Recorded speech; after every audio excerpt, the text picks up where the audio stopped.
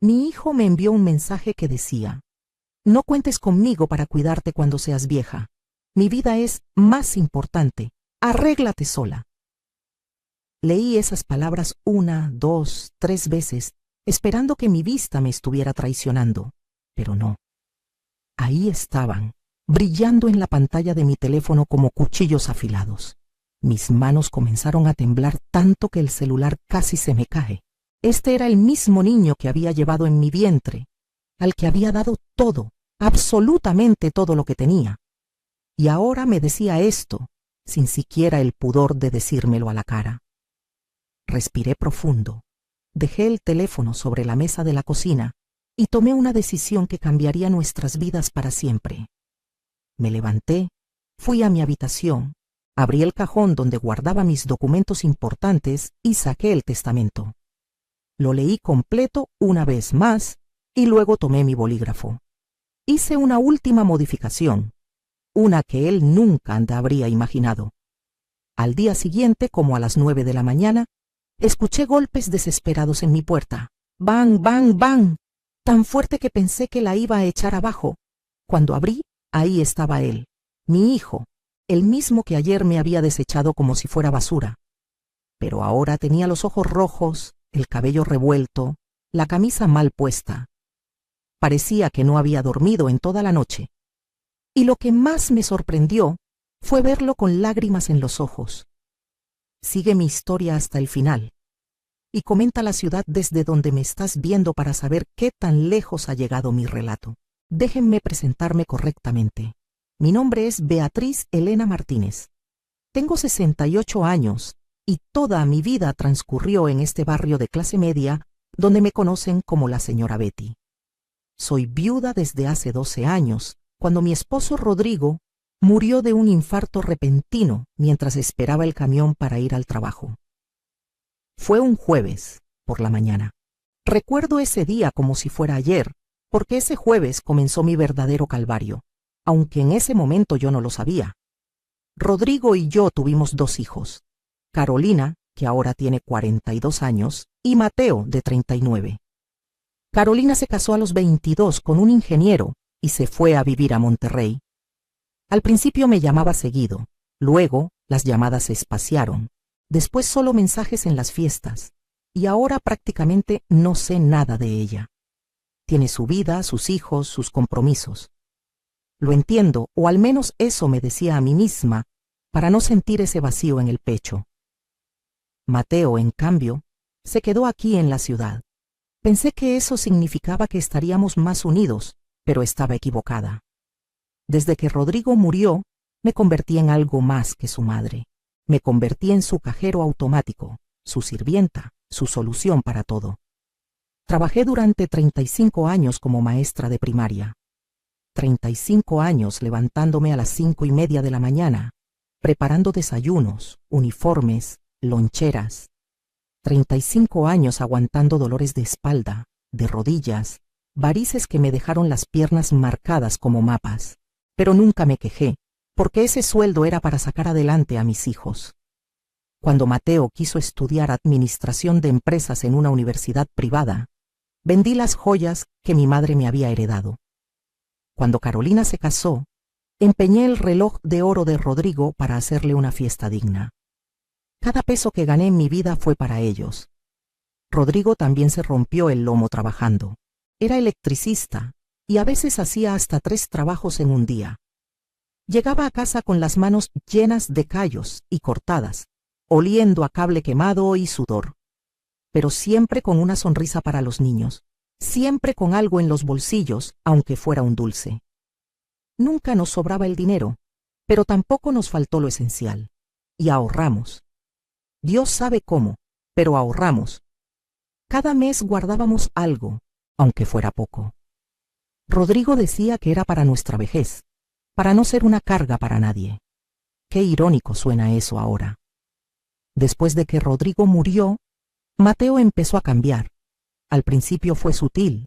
Llegaba a casa y ya no me preguntaba cómo estaba.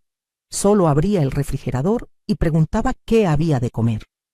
Si no le gustaba lo que encontraba, se quejaba. Una vez le preparé caldo de pollo porque yo estaba enferma de gripa y no tenía fuerzas para cocinar algo elaborado. Me dijo que el caldo era comida de hospital, que él necesitaba comida de verdad porque trabajaba y se esforzaba. Yo tenía fiebre de 38 grados, pero igual me levanté y le hice unas enchiladas. Luego empezaron las peticiones de dinero. Primero eran cantidades pequeñas, 500 pesos para la gasolina, 1000 para una salida con los amigos.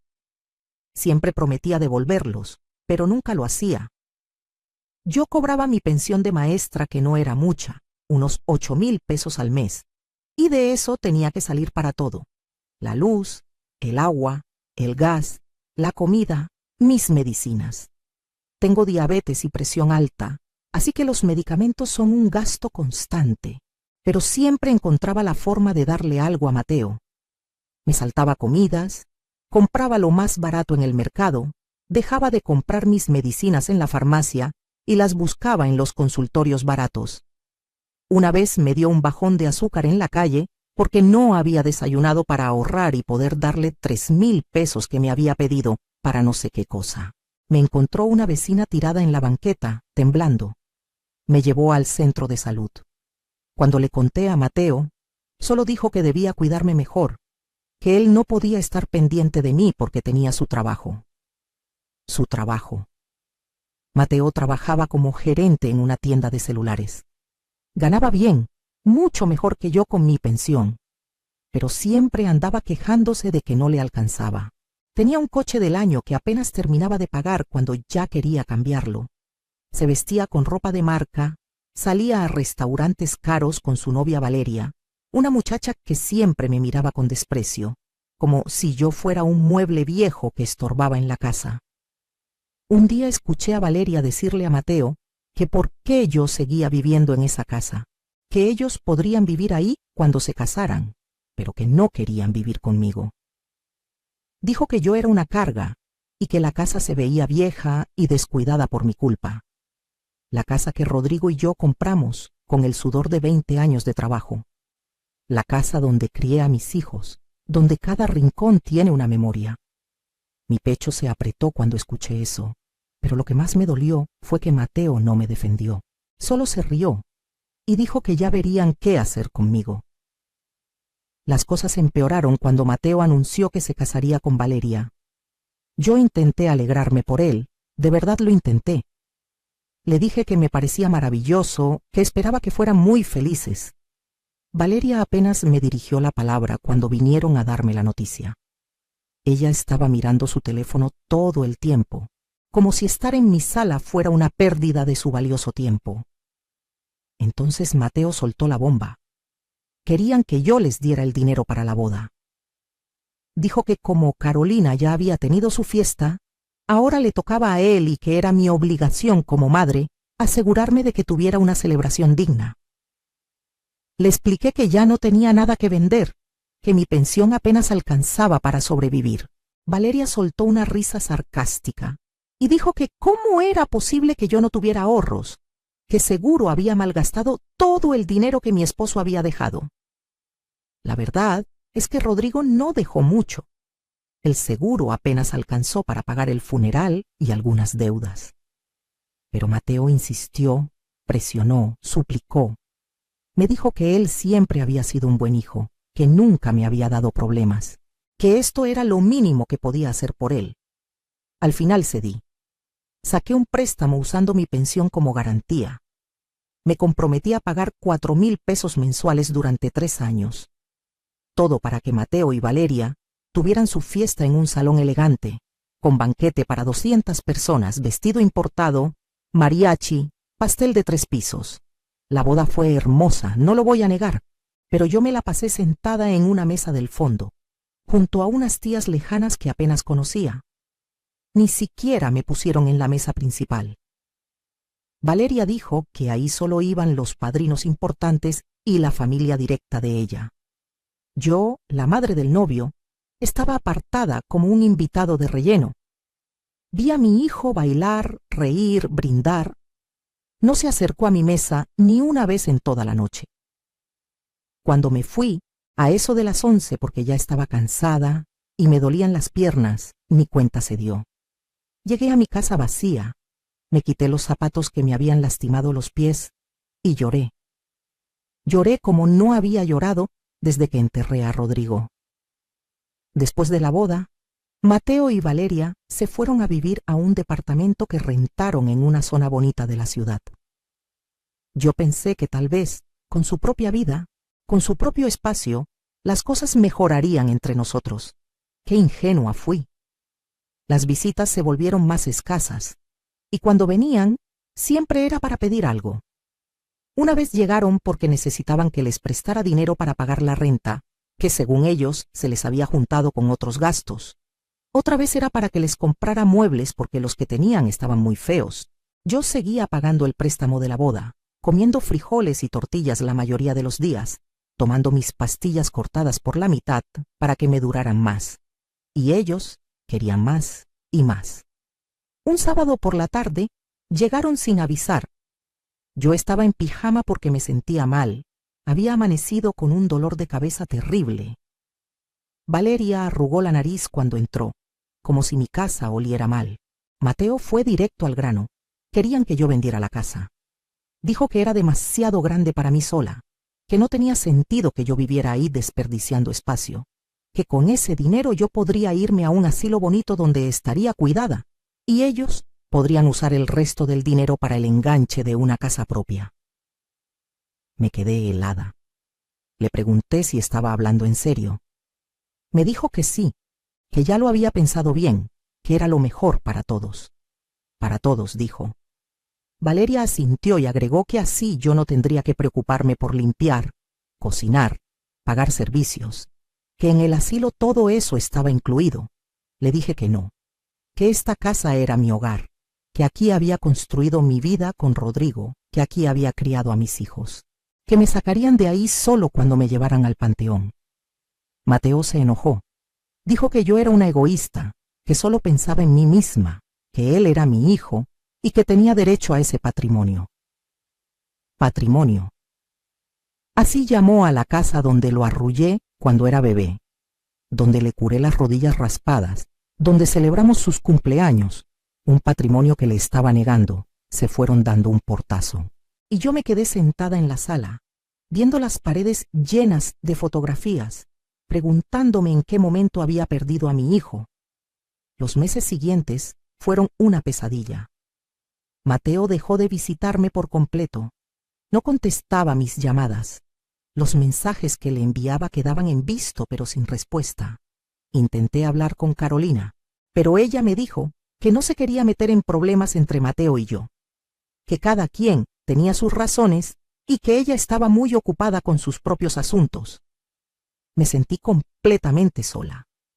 Empecé a tener ataques de ansiedad. Me despertaba en las madrugadas con el corazón acelerado, sudando, sintiendo que me ahogaba.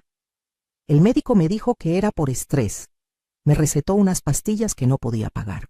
Una noche, en una de esas madrugadas de insomnio, me puse a pensar en mi vida, en todo lo que había dado, en todo lo que había sacrificado, y me pregunté para qué. Para estar aquí, a mis 68 años, sola, enferma, endeudada, rechazada por mis propios hijos. Pensé en Rodrigo y en cómo se sentiría si viera esto. Él adoraba a nuestros hijos. Trabajó hasta el último día de su vida pensando en su futuro. Y esto era lo que habíamos conseguido. Hijos que solo nos veían como una fuente de recursos, no como personas que los amaron incondicionalmente. Una tarde de jueves, exactamente 3 meses después de que Mateo dejara de hablarme, recibí ese mensaje. Lo leí mientras estaba sentada en la cocina, tomando un té de manzanilla porque no tenía dinero para comprar café. El mensaje decía: «Mamá, necesito que entiendas algo. No cuentes conmigo para cuidarte cuando estés más vieja o enferma. Mi vida, mi familia y mis planes son más importantes. Tú ya viviste tu vida. Ahora me toca a mí vivir la mía. Arréglate sola con lo que tengas. No voy a sacrificar mi futuro por ti como tú lo hiciste por nosotros. Eso fue tu decisión, no mi responsabilidad». Leí esas palabras y algo dentro de mí se rompió. Pero no fue mi corazón. Eso ya estaba roto desde hacía tiempo. Fue otra cosa. Fue el último hilo que me ataba a la idea de que tenía que seguir sacrificándome, de que tenía que seguir dando sin recibir nada a cambio. Me levanté de la silla. Me sequé las lágrimas que habían empezado a rodar por mis mejillas. Y por primera vez en mucho tiempo sentí algo diferente. No era tristeza, era claridad. Fui a mi habitación con pasos firmes, abrí el closet y moví unas cajas de zapatos viejos hasta llegar al fondo. Ahí, en una caja de metal oxidada, estaban todos mis documentos importantes. El título de propiedad de la casa a nombre mío y de Rodrigo. El certificado de depósito de los ahorros que habíamos guardado durante años en una cuenta que los niños no conocían. Las escrituras de un terreno en Querétaro que había heredado de mi padre y que nunca mencioné porque Rodrigo y yo decidimos guardarlo para nuestra vejez. Y el testamento. Saqué el testamento y lo leí completo. Lo había hecho 5 años atrás, después de que Rodrigo muriera. En él dejaba todo dividido en partes iguales entre Carolina y Mateo. La casa, los ahorros, el terreno, todo. Porque así se supone que hacen las buenas madres, ¿verdad? Se aseguran de que sus hijos estén bien, sin importar cómo la hayan tratado. Pues esa tarde decidí que ya no iba a ser esa clase de madre. Tomé mi bolso, me puse los zapatos y salí a la calle. Caminé 4 cuadras hasta el despacho del licenciado Ramírez, el abogado que me había ayudado con el testamento original. Le expliqué la situación, le mostré el mensaje de Mateo. El licenciado, un señor de unos 50 años con lentes gruesos y modales amables, movió la cabeza con tristeza. Me dijo que había visto muchos casos como el mío, que lamentablemente la ingratitud de los hijos era más común de lo que uno creería. Entonces procedimos a modificar el testamento. Dejé una cantidad simbólica para Mateo, 10,000 pesos. Suficiente para que no pudiera impugnar el testamento alegando que me había olvidado de él, pero lo suficientemente poco para que entendiera el mensaje. El resto, absolutamente todo, lo destiné a Carolina con una condición, que no podía compartir nada con Mateo bajo ninguna circunstancia. Y agregué una cláusula especial. Un fideicomiso con parte del dinero de la venta del terreno para una fundación que ayuda a adultos mayores abandonados. Quería que mi dinero ayudara a gente como yo, gente que había dado todo por sus hijos y ahora estaba sola. Firmé los documentos nuevos. El licenciado me entregó una copia y guardó el original en su caja fuerte. Me dijo que había hecho lo correcto, que nadie tenía derecho a maltratarme, ni siquiera mi propio hijo. Regresé a casa sintiéndome diferente, más ligera de alguna manera, como si me hubiera quitado un peso de encima. Esa noche dormí mejor de lo que había dormido en meses. No tuve pesadillas. No me desperté con ansiedad. A la mañana siguiente, me levanté temprano, me di un baño largo, me puse una blusa que tenía guardada para ocasiones especiales y me hice un café.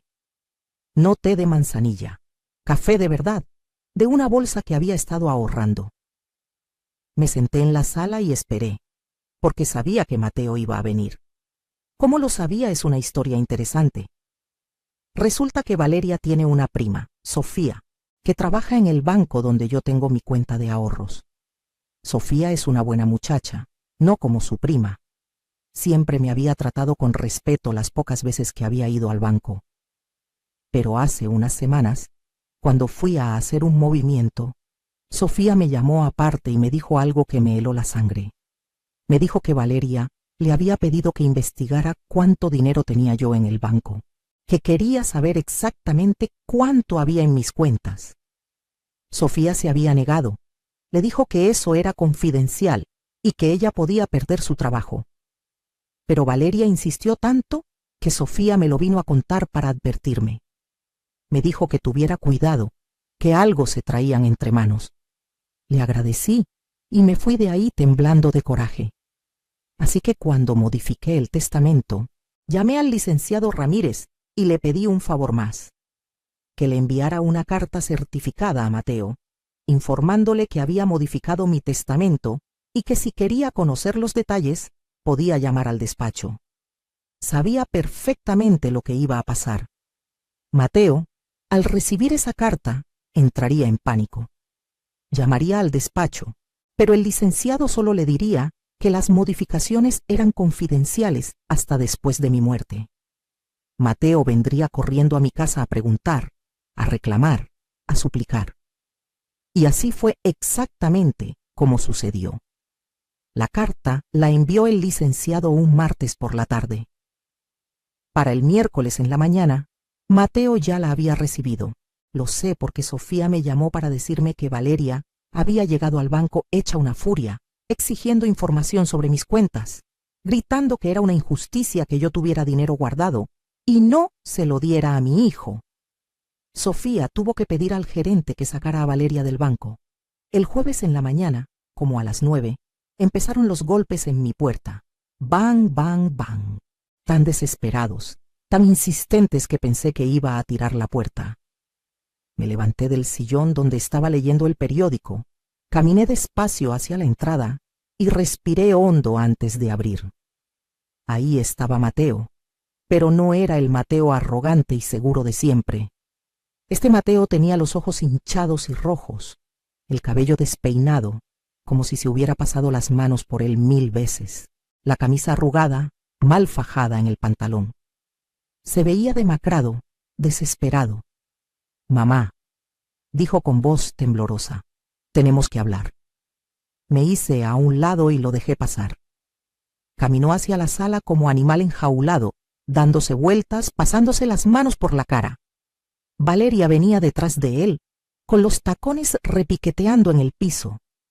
Ella no se veía desesperada. Se veía furiosa. Sus ojos lanzaban chispas. «Señora Beatriz», comenzó con voz falsa de miel, «entendemos que recibió una carta del abogado.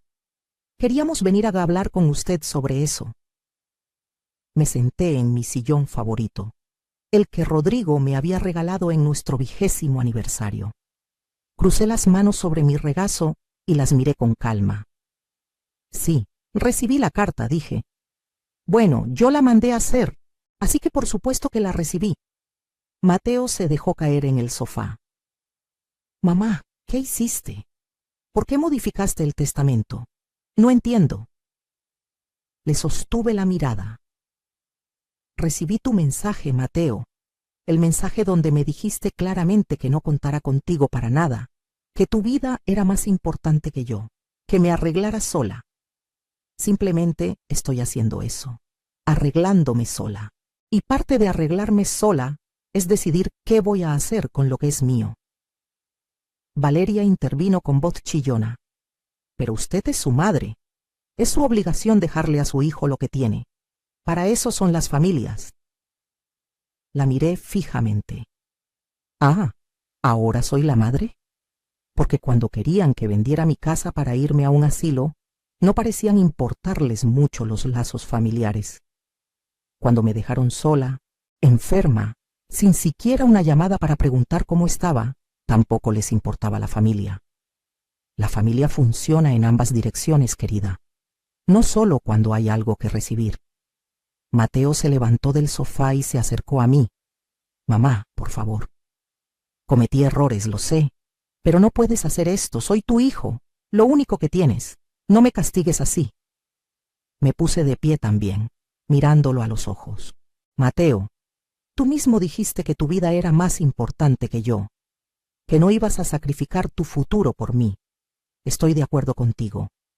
Tu vida es más importante que yo, para ti.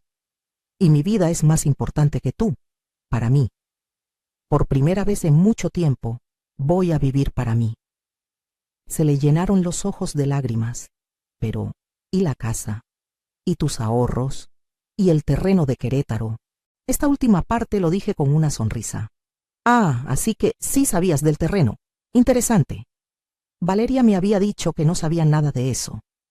Al parecer han estado investigando mis bienes más de lo que creía». Valeria palideció. Mateo tragó saliva. «Mamá, nosotros solo». «¿Solo qué?», interrumpí. Solo querían asegurarse de saber exactamente cuánto iban a heredar. Solo querían planear su futuro con mi dinero. Solo querían deshacerse de mí para quedarse con todo. Mateo empezó a llorar de verdad. Lágrimas gruesas rodaban por sus mejillas. Mamá, perdón. Perdón por todo. No quise decir esas cosas. Estaba enojado, estresado. Valeria me presiona mucho. Quiere una casa más grande. Quiere cosas que yo no puedo darle. Y pensé que tú podrías ayudarnos. Ah, entonces es culpa de Valeria, dije con sarcasmo. Qué conveniente. Mateo, tienes 39 años. Ya no eres un niño. Eres responsable de tus acciones y tus palabras. Y tus palabras me dejaron muy claro que no merezco ni tu respeto ni tu cariño. Así que simplemente estoy respondiendo en consecuencia. Valeria explotó. Esto es ridículo. Usted es una vieja egoísta. Después de todo lo que Mateo hizo por usted, así le paga. La miré con una calma que ni yo sabía que tenía. ¿Todo lo que Mateo hizo por mí? Ilumíname, por favor. ¿Qué hizo exactamente Mateo por mí? Pedirme dinero constantemente. Hacerme sacar un préstamo que todavía estoy pagando para su boda. Decirme que vendiera mi casa para irme a un asilo. Ignorarme durante meses. Dime, Valeria, ¿cuál de todas esas cosas tan maravillosas es la que debería agradecerle? Se quedó callada, con la boca abierta, sin saber qué decir. Mateo cayó de rodillas frente a mí, literalmente de rodillas. Mamá, por favor, te lo suplico. Dime qué tengo que hacer para que me perdones. Lo que sea. Haré lo que sea. Lo miré ahí, arrodillado, suplicando. Y por un momento, solo un momento, mi corazón de madre se ablandó.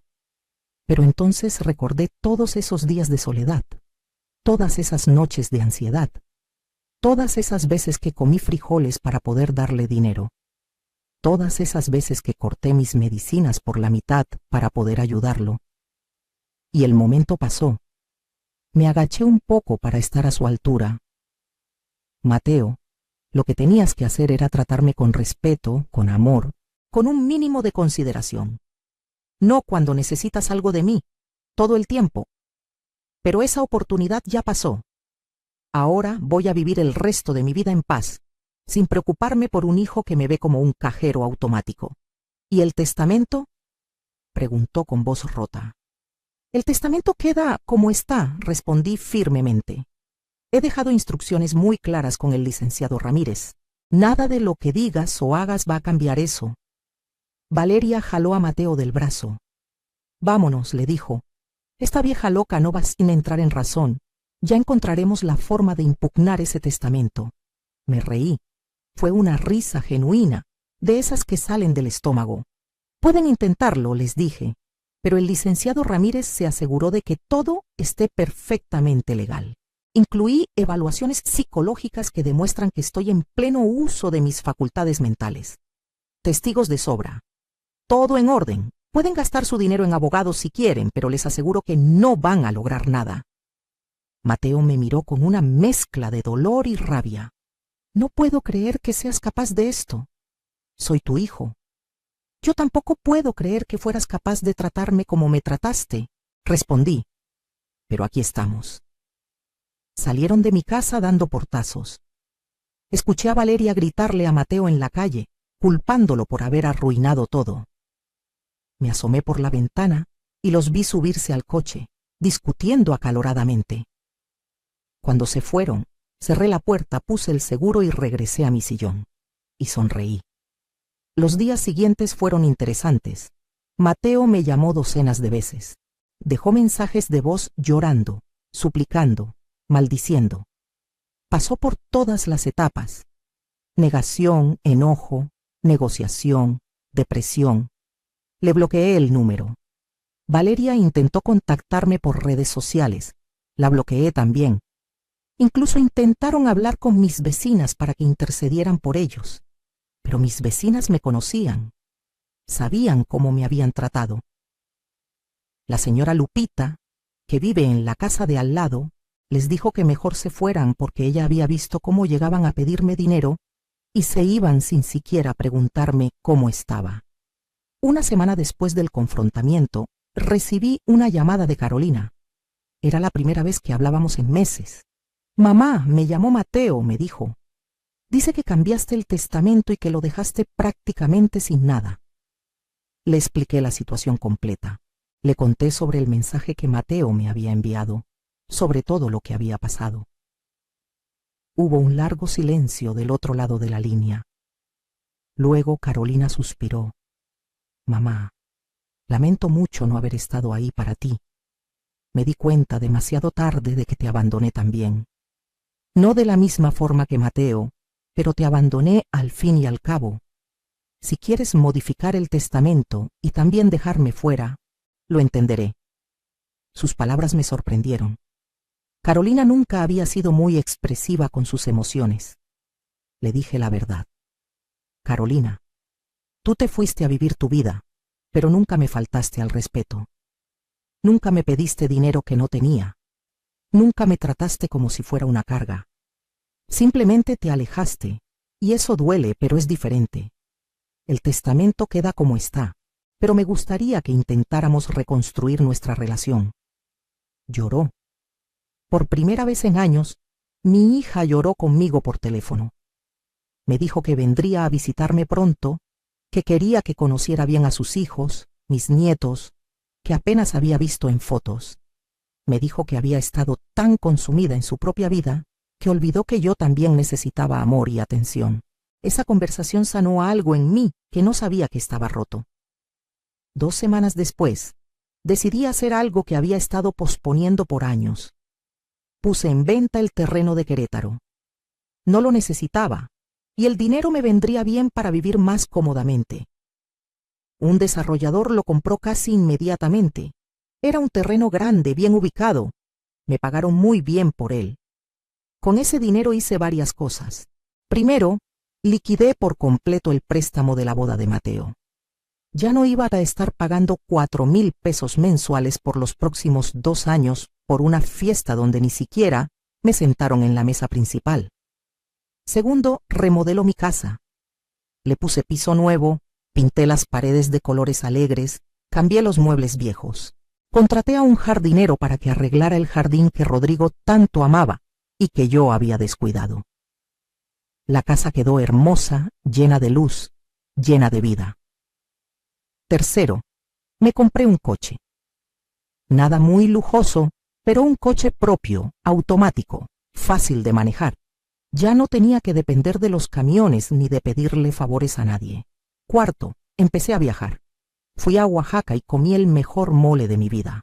Fui a Veracruz y caminé por la playa, dejando que el agua salada sanara mis pies cansados. Fui a San Miguel de Allende y tomé una clase de pintura. Descubrí que me gustaba pintar. No era buena, pero me hacía feliz, y eso era lo que importaba. Quinto y más importante, establecí el fideicomiso para la Fundación de Adultos Mayores Abandonados. Doné una cantidad generosa para que pudieran construir un centro de día donde personas como yo pudieran ir a socializar, a tomar clases, a recibir atención médica básica. Le puse el nombre de Rodrigo. Centro de Día Rodrigo Martínez. Me pareció que le hubiera gustado. En la inauguración me pidieron que dijera unas palabras. Frente a todas esas personas, ancianos que habían sido olvidados por sus familias, dije: hay una edad en la que dejamos de ser prioridad para nuestros hijos, pero nunca debemos dejar de ser prioridad para nosotros mismos. Este centro es un recordatorio de que merecemos amor, respeto y dignidad, sin importar si nuestros hijos nos lo dan o no. Hubo aplausos, hubo lágrimas y hubo abrazos de personas desconocidas que entendían exactamente por lo que había pasado. Mateo se enteró de la venta del terreno. No sé cómo, pero se enteró. Apareció en mi casa una tarde, ya no llorando ni suplicando. Venía enojado. Vendiste el terreno y gastaste el dinero. ¿En qué? En esta casa, en viajes, en una fundación para desconocidos. Ese dinero era de la familia. Lo miré con tranquilidad mientras regaba mis plantas nuevas en el jardín. Mateo, ese terreno era mío. Lo heredé de mi padre. Rodrigo y yo nunca lo tocamos porque lo estábamos guardando para nuestra vejez. Pues llegó mi vejez y decidí usarlo. Es así de simple. Pero nosotros somos tu familia, gritó. ¿Ah, sí? Respondí sin levantar la voz, porque cuando yo necesitaba familia, cuando estaba enferma, sola, asustada, ¿dónde estabas tú? Cuando me saltaba comidas para darte dinero, ¿dónde estaba tu preocupación por mí? La familia cuida unos de otros, Mateo. No solo toma y toma sin dar nada a cambio. Se quedó callado, respirando con dificultad. Luego dijo algo que me sorprendió. Mamá, Valeria me dejó. Me culpa de haber perdido la herencia. Dice que soy un inútil que no pudo ni siquiera mantener contenta a su propia madre para asegurarse el futuro. Se fue con un tipo que tiene dinero de verdad. Sentí una punzada de dolor por él, porque a pesar de todo, seguía siendo mi hijo. Pero no dije nada. Solo seguí regando mis plantas. Mateo continuó. Perdí mi trabajo también. Me corrieron por llegar tarde muchas veces. Estaba tan estresado con todo esto que no podía concentrarme. Ahora no tengo esposa, no tengo trabajo, no tengo dinero. Y tú aquí, viviendo como reina. Dejé la regadera y lo miré. Mateo, todo lo que me está pasando a mí es resultado de años de trabajo duro, de sacrificios, de decisiones difíciles. Y todo lo que te está pasando a ti es resultado de tus propias decisiones. Maltrataste a la persona que te amaba incondicionalmente. Tomaste por sentado que siempre iba a estar ahí para rescatarte. Pues no, ya no. Es hora de que crezcas, de que enfrentes las consecuencias de tus actos y de que aprendas a valorar a las personas por lo que son, no por lo que tienen. ¿Entonces no vas a ayudarme?, preguntó con voz pequeña. Si tienes hambre puedo darte de comer, respondí. Si necesitas un techo temporal mientras buscas trabajo, puedes quedarte en el cuarto de visitas por un mes. Pero no te voy a dar dinero. No te voy a rescatar de los problemas que tú mismo creaste. Y definitivamente no voy a volver a cambiar mi testamento. Lloró. Esta vez no fueron lágrimas de manipulación. Fueron lágrimas genuinas de un hombre que finalmente entendía lo que había perdido. Mateo se quedó en mi casa durante 3 semanas. Fueron 3 semanas incómodas al principio. No hablábamos mucho. Él salía temprano a buscar trabajo y regresaba tarde. Yo seguía con mi vida, con mis clases de pintura, con mis salidas con las amigas que había hecho en el centro comunitario. Pero lentamente, algo empezó a cambiar. Una noche, llegó a casa con el periódico y se sentó en la mesa de la cocina donde yo estaba cenando. ¿Puedo?, preguntó señalando la silla. Asentí. Se sirvió del guisado que había preparado. Comimos en silencio durante un rato. Luego dijo: «Está delicioso. Siempre cocinaste muy bien. Nunca te lo dije lo suficiente». «Gracias», respondí simplemente. Hubo otra pausa larga. Luego continuó. «Conseguí un trabajo. No es gran cosa, es en un almacén, acomodando mercancía. Pero es un comienzo. Y estoy yendo a terapia. El terapeuta dice que tengo problemas de narcisismo y que nunca aprendí a valorar los sacrificios de los demás». Lo miré sorprendida. «¿Estás yendo a terapia?». Asintió. Me di cuenta de que tenía que cambiar, no solo por la herencia o por el dinero, sino porque perdí todo por ser un mal hijo, un mal esposo, una mala persona. Y no quiero seguir siendo así. No supe qué decir. Me levanté, recogí los platos y los llevé al fregadero. Mateo se levantó también y me ayudó a lavar. Fue la primera vez en toda su vida adulta que lo vi hacer algo en mi cocina sin que yo se lo pidiera. Los días siguientes empezó a ayudar más. Cortaba el pasto sin que se lo pidiera. Reparó una llave que goteaba. Me acompañó al doctor cuando tuve mi cita de control. No hablábamos mucho todavía, pero había pequeños gestos que mostraban que algo estaba cambiando. Cuando cumplió el mes en mi casa, le dije que había llegado la hora de que buscara su propio lugar. Había ahorrado de su trabajo y había encontrado un cuarto pequeño que podía pagar. El día que se mudó antes de irse, se paró frente a mí. Mamá, sé que lo que hice no tiene perdón. Sé que rompí algo entre nosotros que tal vez nunca se pueda reparar completamente. Pero quiero que sepas que voy a pasar el resto de mi vida intentando ser el hijo que merecías desde el principio. No por el dinero, no por la herencia, sino porque finalmente entendí que tuve la bendición de tener una madre que me amó incondicionalmente y yo lo desperdicié. Le di un abrazo.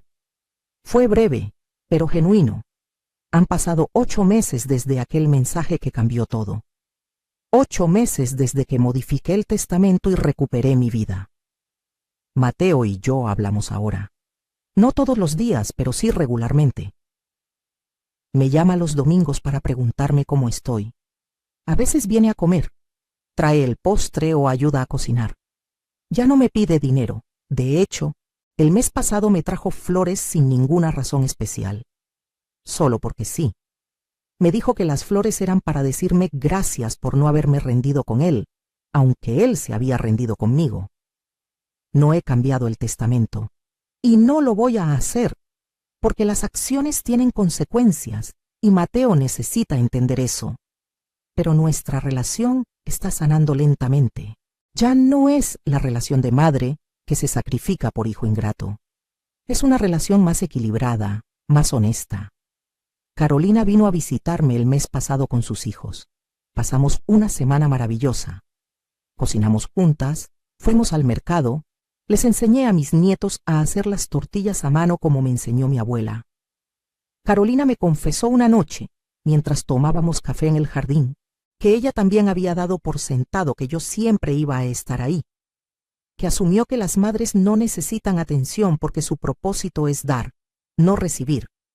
Le dije que las madres somos personas también, que tenemos sentimientos, necesidades, sueños, que merecemos ser amadas activamente, no solo pasivamente. Lloró y me abrazó.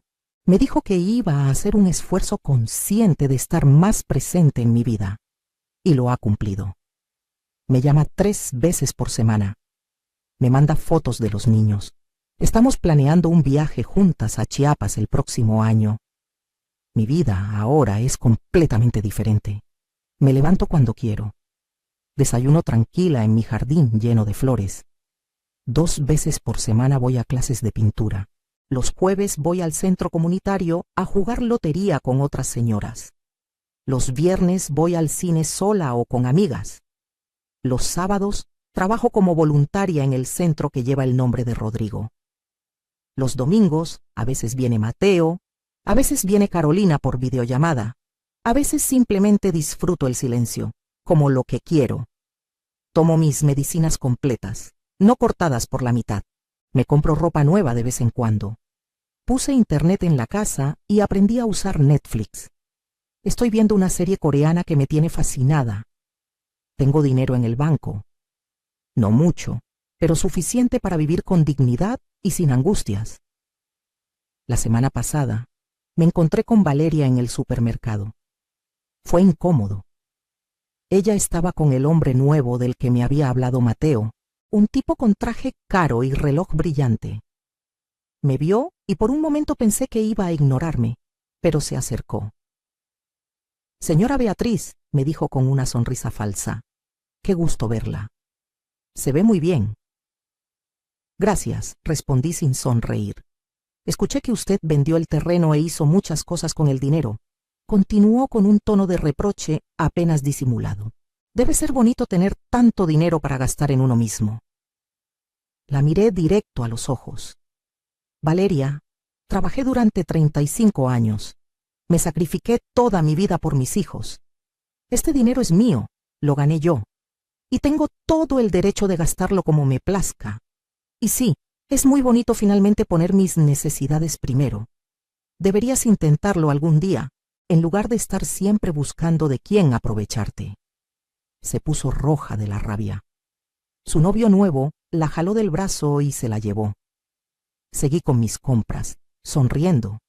Una de las cosas más liberadoras de envejecer es que ya no me importa lo que la gente piense de mí. El otro día estaba en el parque, pintando el paisaje, cuando se acercó una señora más o menos de mi edad. Se sentó en la banca junto a mí y observó mi pintura. Está muy bonita, me dijo. ¿Hace mucho que pinta? No, apenas empecé hace unos meses, respondí. Suspiró. Yo siempre quise pintar, pero mi familia siempre necesitaba algo. Tiempo, dinero, atención. Y ahora siento que es muy tarde para empezar. La miré y le sonreí. Nunca es tarde. Yo empecé a los 68. Usted también puede. Le di el número de la maestra que da las clases. La vi alejarse con una expresión pensativa. Espero que se anime. Porque una de las cosas que aprendí es que nunca es tarde para vivir para uno mismo. Nunca es tarde para decir no. Nunca es tarde para poner límites. Nunca es tarde para exigir el respeto que merecemos. He estado pensando mucho en Rodrigo últimamente, en lo orgulloso que estaría de verme así. Él siempre decía que yo era demasiado suave, que me dejaba pisotear muy fácilmente. Ojalá pudiera verme ahora. Ojalá pudiera ver que finalmente aprendí a defenderme, que finalmente aprendí que el amor propio no es egoísmo, que cuidarme a mí misma no significa que no ame a mis hijos.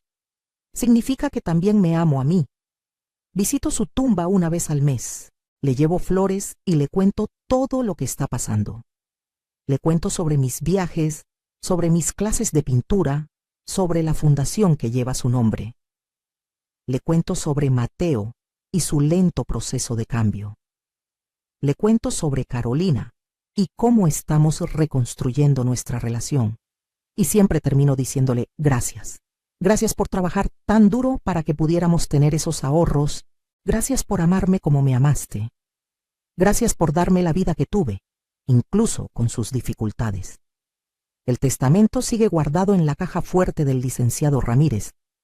A veces pienso en Mateo y me pregunto si debería darle una oportunidad más. Pero luego recuerdo que las oportunidades ya se las di durante 39 años. Esta consecuencia, aunque dura, es necesaria. Es la única forma en que realmente aprenderá. Y honestamente, ya no vivo pensando en el testamento o en la herencia. Vivo pensando en hoy.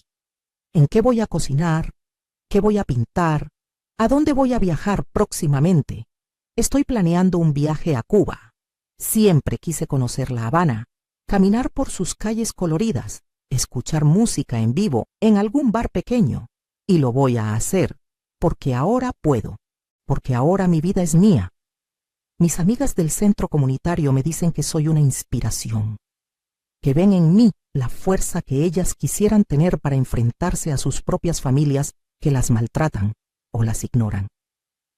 Les digo que la fuerza siempre estuvo ahí, solo estaba enterrada bajo años de condicionamiento que nos enseñó que las madres deben dar todo sin esperar nada, que las madres deben sacrificarse siempre, que poner límites nos hace malas madres. Mentiras, todo mentiras. Una buena madre cría hijos que la respetan, que la valoran, que la cuidan. Una buena madre también se cuida a sí misma y enseña con el ejemplo que todos merecemos dignidad.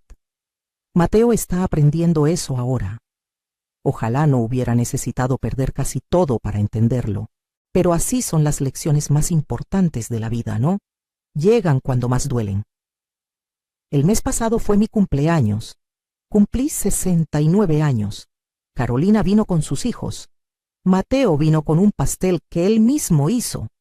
No le quedó muy bonito, pero estaba delicioso y el gesto me llegó al corazón. Cenamos en mi jardín, bajo las luces que colgué de los árboles. Mis nietos jugaban mientras los adultos conversábamos. Por un momento, mirando a mi familia ahí reunida, sentí que Rodrigo estaba conmigo. Sentí su presencia en la brisa cálida de la noche y supe que estaría sonriendo. Cuando todos se fueron y me quedé sola recogiendo los platos, no me sentí sola. Me sentí en paz. Me sentí completa. Me sentí por primera vez en muchísimos años feliz. Esta mañana, mientras tomaba mi café en el jardín, recibí un mensaje de Mateo. Decía: «Mamá, solo quería decirte buenos días y que te quiero, sin pedir nada. Solo quería que lo supieras». Sonreí. Tal vez, solo tal vez, hay esperanza. Pero incluso si no la hay, Incluso si Mateo vuelve a decepcionarme, estaré bien, porque ya no dependo de la validación de mis hijos para sentirme valiosa. Ya no necesito su aprobación para vivir mi vida. Aprendí que puedo estar bien sola, que puedo ser feliz por mi cuenta, y esa es la lección más liberadora de todas.